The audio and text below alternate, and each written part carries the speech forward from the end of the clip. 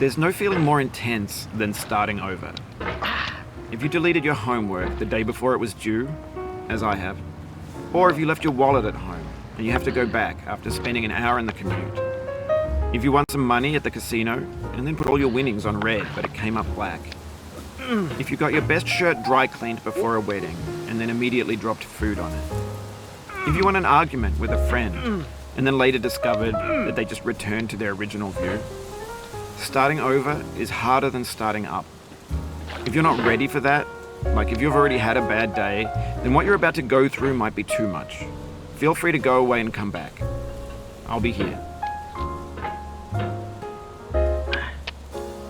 Alright, thanks for coming with me on this trip. I'll understand if you have to take a break at any point. Just find a safe place to stop and quit the game. And don't worry, I'll save your progress, always, even your mistakes.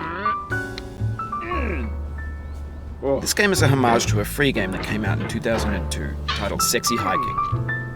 The author of that game was Jazuo, a mysterious Czech designer who was known at the time as the father of B games. And B games are rough assemblages of found objects.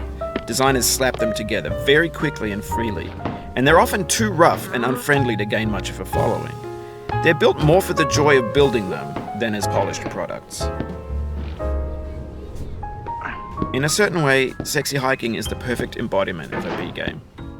It's built almost entirely out of found and recycled parts, and it's one of the most unusual and unfriendly games of its time.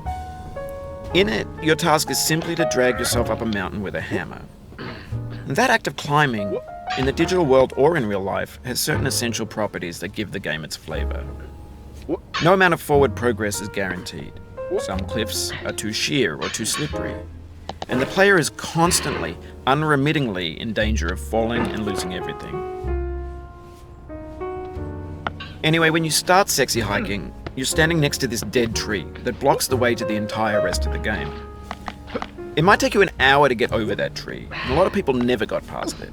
You prod and you poke at it, exploring the limits of your reach and your strength, trying to find a way up and over. And there's a sense of truth in that lack of compromise.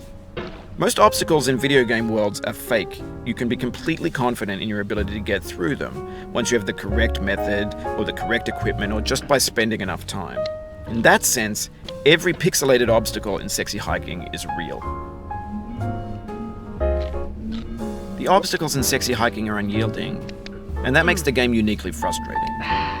But I'm not sure Jazuo intended to make a frustrating game. The frustration is just essential to the act of climbing, and it's authentic to the process of building a game about climbing. A funny thing happened to me as I was building this mountain. I'd have an idea for a new obstacle, and I'd build it, test it, and it would usually turn out to be unreasonably hard. But I couldn't bring myself to make it easier. It already felt like my inability to get past the new obstacle was my fault as a player rather than as a builder. Imaginary mountains build themselves from our efforts to climb them, and it's our repeated attempts to reach the summit that turns those mountains into something real. When you're building a video game world, you're building with ideas, and that can be like working with quickset cement. You mold your ideas into a certain shape that can be played with, and in the process of playing with them, they begin to harden and set until they're immutable, like rock. And at that point, you can't change the world. Not without breaking it into pieces and starting fresh with new ideas. For years now, people have been predicting that games would soon be made out of prefabricated objects, bought in a store and assembled into a world. And for the most part, that hasn't happened, because the objects in the stores are trash. I don't mean they look bad or that they're badly made, although a lot of them are. I mean they're trash in the way that food becomes trash as soon as you put it in the sink. Things are made to be consumed and used in a certain context, and once the moment is gone, they transform into garbage. In the context of technology, those moments pass by in seconds. Over time, we've poured more and more refuse into this vast digital landfill that we call the internet. It now vastly outnumbers and outweighs the things that are fresh and untainted and unused. When everything around us is cultural trash, trash becomes the new medium, the lingua franca of the digital age. And you can build culture out of trash. But only trash culture. B games, B movies, B music, B philosophy. Maybe this is what digital culture is. A monstrous mountain of trash, the ash heap of creativity's fountain. A landfill with everything we ever thought of in it. Grand, infinite, and unsorted.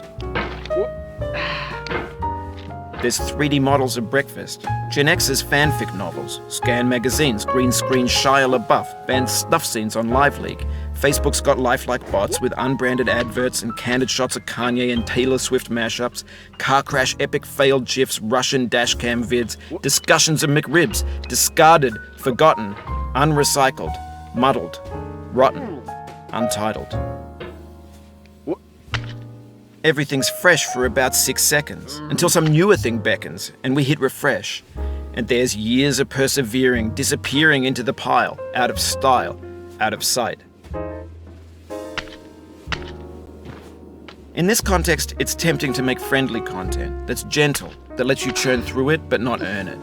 Why make something demanding if it just gets piled up in the landfill, filed in with the bland things? When games were new, they wanted a lot from you. Daunting you, taunting you, resetting and delaying you. Players played stoically. Now everyone's turned off by that. They want to burn through it quickly. A quick fix for the fickle, some tricks for the clicks of the feckless. But that's not you, you're an acrobat. You could swallow a baseball bat. Now I know, most likely you're watching this on YouTube or Twitch, while some dude with 10 million views does it for you. Like a baby bird being fed chewed up food. That's culture too. But on the off chance that you're playing this, what I'm saying is, trash is disposable, but maybe it doesn't have to be approachable. What's the feeling like? Are you stressed? I guess you don't hate it if you got this far. Feeling frustrated? It's underrated. An orange is sweet, juicy fruit locked inside a bitter peel. That's not how I feel about a challenge. I only want the bitterness. It's coffee. It's grapefruit. It's licorice. It feels like we're closer now. Composer and climber, designer and user. You could have refused, but you didn't. There was something in you that was hidden, that chose to continue. It means a lot to me that you've come this far, endured this much. Every wisecrack, every insensitivity, every setback you've forgiven me is a kingly gift that you've given me. We have the same taste, you and I. It's not ambition, it's ambition's opposite. An obdurate mission to taste defeat. You'll feel bad if you win, so I put this snake in for you. Have you thought about who you are in this? Are you the man in the pot, Diogenes? Are you his hand? Are you the top of his hammer? I think not. Where your hand moves, the hammer may not follow, nor the man, nor the man's hand. In this you're his will, his intent, the embodied resolve in his uphill ascent. Now, you've conquered the ice cliff, the platforms, the church, and the rectory.